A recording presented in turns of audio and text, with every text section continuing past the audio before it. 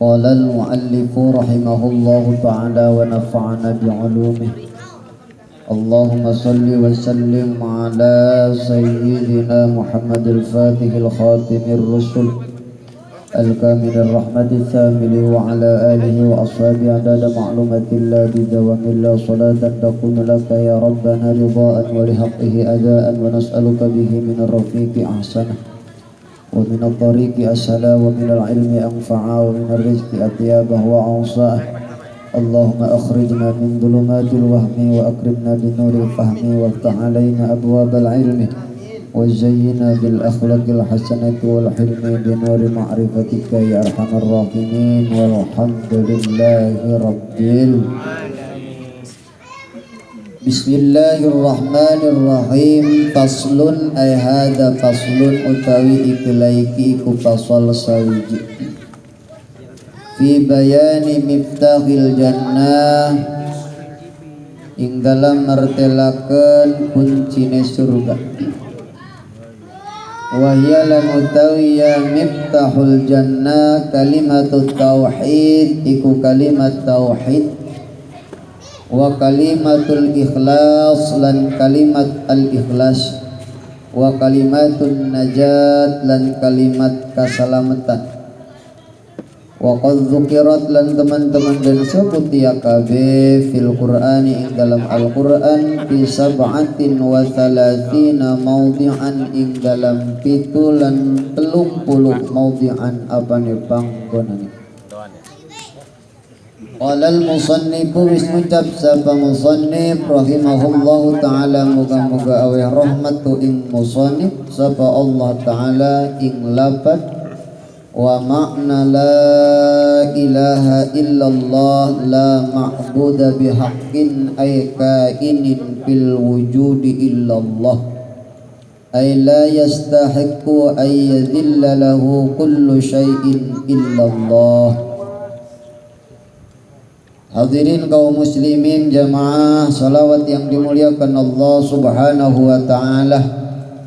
Alhamdulillah, bersyukur kepada Allah bahwa pada kesempatan malam yang mulia ini kita masih bisa menjaga rutinitas kita, sama-sama mengulang-ulang doa kita, sama-sama memuji Rasulullah, memuji Allah dengan kalimat tauhid, memuji Rasulullah dengan membaca salawat kepada baginda Nabi Muhammad sallallahu alaihi wasallam.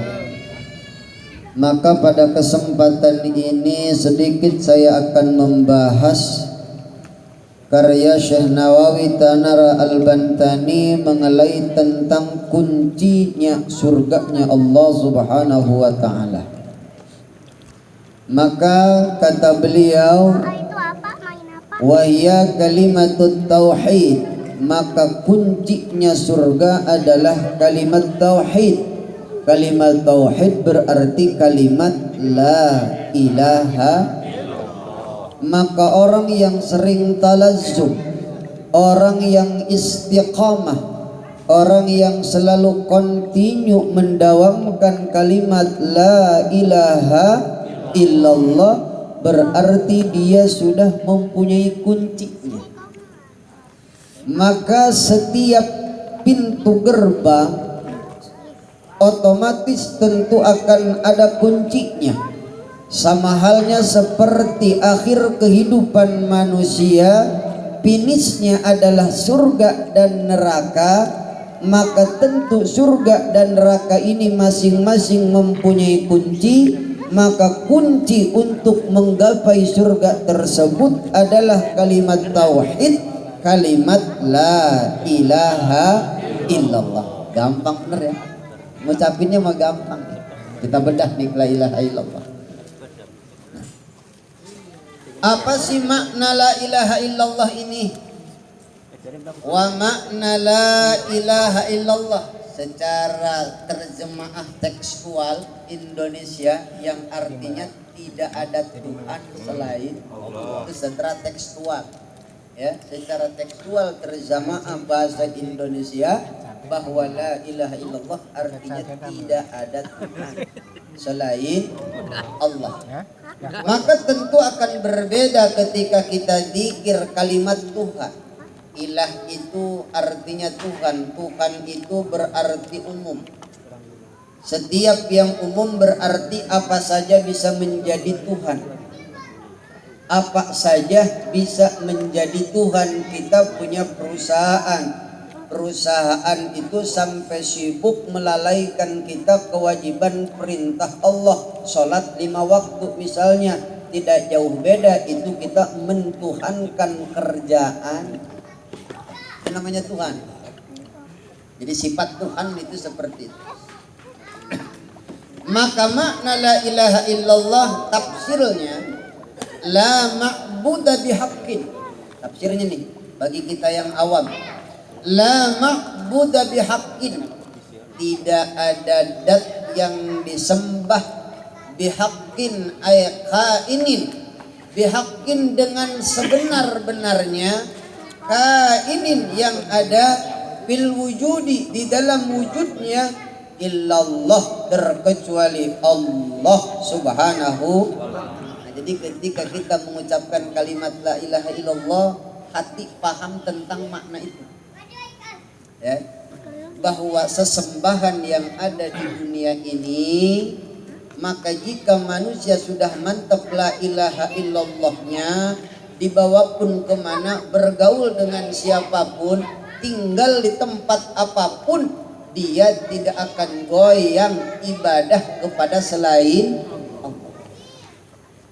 Jadi dia tidak akan pindah agama, tidak akan pindah keyakinan. Sekalipun dia gaul dengan mayoritas non muslim misalkan. Mayoritas non muslim artinya cuman dia doang muslimnya satu di tempat itu. Tetapi jika mantap keyakinan la ilaha illallah di dalam hatinya, maka keadaan sosial, keadaan tempat tersebut tidak akan menggoyahkan kalimat tauhid, bahwa tetap dia la ilaha illallah, beribadah hanya kepada Allah subhanahu wa ta'ala. Alhamdulillah. Nah, ini makna la ilaha illallah bagi kita yang awam. Cukup la ma'buda bihaqqin bil wujudi illallah. Paham kira-kira ya? Apa makna la ilaha illallah? La ma'buda bihaqqin bil wujudi illallah. Jadi tidak ada Tuhan selain Allah. Maksudnya tidak ada yang disembah dengan sebenar-benarnya fil wujudi di dalam adanya illallah terkecuali Allah subhanahu. Tafsirnya ay la yastahiqqu ay yadilla lahu kullu syai'in illallah. Maka tidak ada hak apapun, prioritas apapun untuk merendahkan Allah subhanahu. Maka selain Allah tidak ada yang maha tinggi, tidak ada yang maha besar, tidak ada yang maha kuasa. Ketika kita sudah sadar bahwa la ilaha illallah. Nah, jadi kalau kita sudah sering zikir la ilaha illallah, hidup itu jangan ragu. Hidup itu jangan, kita makan ragu dulu gitu. Padahal tiap hari la ilaha illallah, ngerubuhin besek tahlilan la ilaha illallah, ya kan gitu ya. Tetapi ketika kehidupan diuji oleh Allah subhanahu wa ta'ala, hampir-hampir pindah keyakinan, hampir-hampir pindah keyakinan. Berarti la ilaha illallah kita belum mantap, baru hanya sebatas mulut saja mengucapkan la ilaha illallah, tapi aplikasi pengamalan bahwa la ma'budu bihaqqin fil wujudi illallah ini belum sampai tertanam di dalam hati kita. Na'udzubillah. Nah itu. Jadi keyakinan kita la ilaha illallah bagi yang awam, karena setang pangkat wali seperti Siti Rabi'atul Adawiyah, walaupun perempuan itu la ilaha illallahnya sudah bukan la ma'budu bihaqqin fil wujudi illallah lagi. Tapi sederajat kita mah cukuplah la ma'budu bihaqqin fil wujudi illallah. Kita misalkan mau masuk gereja, kita mah bukan mau nyembah onanya, bukan. Itu keyakinan kita mah tetap la ma'budu bihaqqin fil wujudi illallah. Misalkan Bapak Alpani dipanggil suruh masang tenda, gimana? Ke dalam gereja boleh. Itu namanya juga muamalah. Jangan kita sangka Pak Alpani udah pindah keyakinan dia nih. Jangan gak boleh. Itu namanya juga muamalah mah mau dengan orang kafir ke, mau dengan siapapun itu boleh saja. Namanya juga muamalah. Tapi keyakinan mah cukup la ilaha illallah ay la ma'budu bihaqqin fil wujudi Tetapi ketika kita mau ruku dan sujud, maka kita tunjukkan hanya kepada Allah Subhanahu wa ta'ala. Alhamdulillah. Nah itu makna la ilaha illallah. Satu. Itu minimal paham itulah. Minimal paham itu.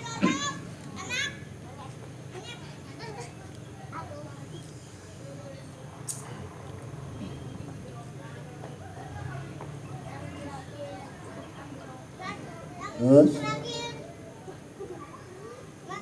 qala Suhaimi afdalul asya al-iman wa huwa qalbiyyun wa afdalul kalami kalamullah wa afdaluhu al-Qur'an wa afdalul kalami ba'dahu la ilaha illallah fahiya afdalu minal hamdi ala sahih li'annaha tunfi al-kufrah.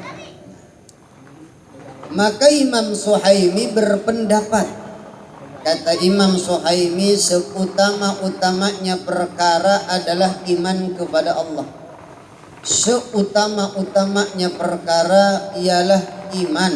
Iman itu artinya apa? Percaya, meyakini bahwa tidak ada Tuhan selain. Dan iman ini letaknya di mana? Wa huwa qalbiyun. Iman itu letaknya adanya di dalam hati. Walaupun mulut mengucapkan la ilaha illallah, tapi hati ingkar bahwa bukan la ilallah, berarti dusta, munafik namanya. Kita mulutnya mengucap la ilaha illallah, tapi hati ragu dengan la ilaha illallah, berarti dusta namanya, munafik namanya. Maka bukan iman namanya. Karena iman letaknya adanya di dalam hati, wa huwa qalbiyyun. Maka wa afdalul kalam, seutama-utamanya kalam, pembicaraan, kalamullah, yaitu ialah kalam Allah, berarti Al-Qur'anul. Maka jika ditanya bahasa paling utama itu bahasa apa? Bahasa Inggris kah? Bahasa Indonesia kah? Bahasa Sunda kah? Bahasa Jawa kah? Maka bahasa yang paling utama adalah bahasa Al-Qur'anul. Jadi bahasa yang paling utama, pembicaraan yang paling hebat adalah Al-Qur'anul. Kita tidak wajib bisa bahasa Inggris, karena itu tidak sebaik-baiknya bahasa. Tetapi sebaik-baiknya kalam adalah Al-Qur'anul Karim, namanya kalamullah. Maka wa afdalul kalam, sebaik-baiknya ucapan, ba'dahu, setelah Al-Qur'an, mana? La ilaha. Kita Al-Qur'an kagak bisa misalkan baca Al-Ikhlas lagi, atau cuman suratul Fatihah. Suratul Fatihah pun Al-Qur'an. Jangan dikira suratul Fatihah bukan Al-Qur'an. Suratul Fatihah pun itu namanya Al-Qur'an. Jadi seumur sehidup kita mah wiridan atau baca Quran ulang-ulang Fatihahmu, ya tidak apa-apa. Itu namanya sebaik-baiknya kalam, namanya firman Allah Subhanahu wa ta'ala. Ini bagaimana Fatihah mah kagak bisa, cuman bisa ngucapinya la ilaha illallah, yang lain kagak bisa. Maka wa afdalul kalam ba'dahu, maka seutama-utamanya kalam setelah membaca Al-Qur'an adalah kalimat la ilaha alhamdulillah. Maka setiap aurad pasti di dalamnya termaktub, tersusun kalimat la ilaha illallah. Maka fahiya afdalu minal hamdi, kata Imam Suhaimi, jika dibandingkan lafaz la ilaha illallah dengan alhamdulillah, ini derajatnya masih tinggi, masih tinggi lafaz la ilaha illallah. Alhamdulillah dengan la ilaha illallah, padahal masih sama-sama memuji Allah. Tetapi jika dibandingkan derajatnya masih tinggi kalimat la ilaha. Makanya susunan di dalam ratib kuntu itu subhanallah, bukan subhanallah dulu, tapi runtutannya adalah la ilaha illallah terlebih dahulu, karena emang yang lebih utama itu. Nah setelah la ilallah baru susunannya subhanallah terus.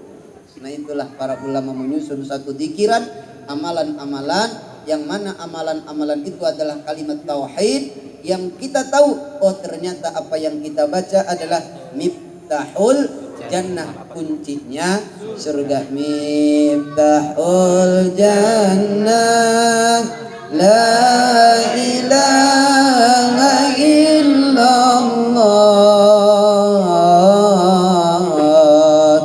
Miftahul jannah la ilaha illallah. La ilaha illallah Muhammadur Rasulullah. La ilaha illallah Muhammadur Rasulullah. Sama-sama. Miftahul jannah la ilaha illallah. Miftahul jannah la ilaha illallah. La ilaha illallah Muhammadur Rasulullah. La ilaha illallah Muhammadur Rasulullah. Jadi itu keyakinan kita adalah la ilaha illallah. Kenapa sih jika dibandingkan alhamdulillah dengan la ilaha illallah levelnya atau derajatnya lebih tinggi kalimat la ilaha illallah? Alasannya atau elatnya kata santri li'annaha tunfi al-kufra. Karena kalimat la ilaha illallah ini tunfi al-kufra, bisa menghilangkan kekafiran. Orang kafir jika dia sudah mengucapkan dua kalimat syahadat, asyhadu an la ilaha illallah wa asyhadu anna muhammadar rasulullah, secara otomatis dia langsung memeluk agama Islam. Jangan sampai ini mah orang yang tiap hari la ilaha illallah dikafir-kafirin. Itu tuh ya. Kita tiap hari la ilaha illallah tapi dikafir-kafirin. Orang kafir saja ketika mengucapkan kalimat la ilaha illallah secara otomatis dia masuk keyakinan bahwa tidak ada Tuhan selain Allah, berarti masuk kepada agama yang diridhoi oleh Allah, yaitu agama Islam. Maka kita pun jangan pernah sampai ketika ada orang Islam kelakuannya emang belum baik, tetapi dia sering mengucapkan kalimat la ilaha illallah.